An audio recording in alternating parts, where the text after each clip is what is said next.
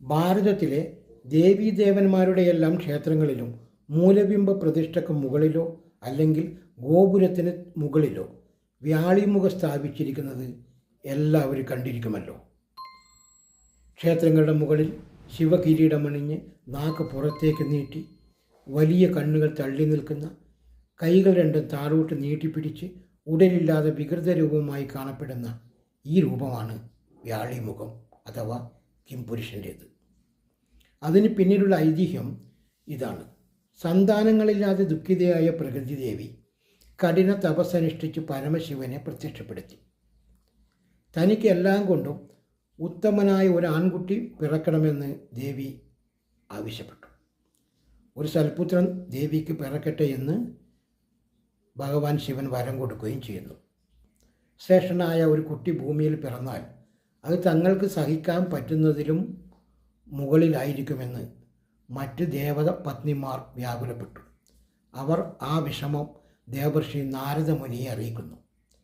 ഗർഭിണിയായ പ്രകൃതീശ്വരിക്ക് ഭക്ഷണമായി നൽകുന്ന പഴങ്ങളിൽ വജ്രം കലർത്തി ഗർഭമനസിപ്പിക്കാൻ നാരദരുടെ സാന്നിധ്യത്തിൽ ദേവീദേവന്മാർ തീരുമാനമെടുത്ത് പ്രകൃതീശ്വരിയുടെ തോഴിമാരെ സ്വാധീനിക്കുന്നു.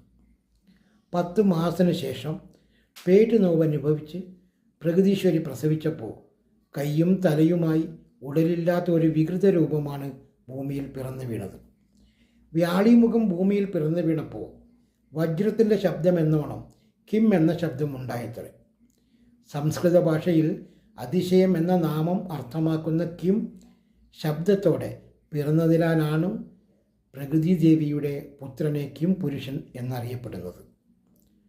സൽപുത്രന് വേണ്ടി തപസ്സനുഷ്ഠിച്ചിട്ട് തനിക്ക് പിറന്ന ശിശുവിൻ്റെ വികൃത രൂപം കണ്ട് പ്രകൃതീശ്വരി കോപിച്ചു. ദേവിയുടെ ശാപമേൽക്കാതിരിക്കാൻ ശിവഭഗവാനും മറ്റു ദേവീദേവന്മാരും ഒടുവിൽ ആ മാതാവിനോട് മാപ്പ് ചോദിച്ചു.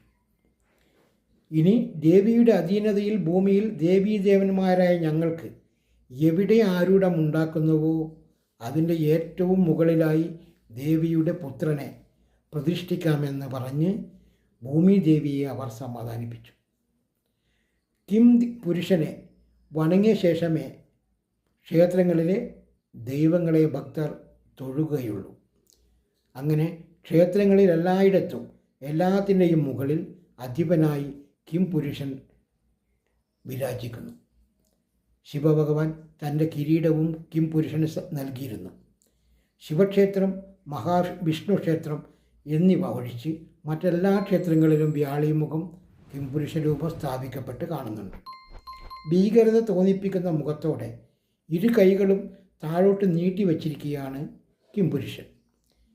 ഞാൻ പ്രകൃതീശ്വരിയുടെ പുത്രനാണ്, ഈ ക്ഷേത്രവും ഭൂമിയുമെല്ലാം എൻ്റെ അധീനതയിലാണ് എന്നാണ് ഇതുകൊണ്ട് അർത്ഥമാക്കുന്നത്.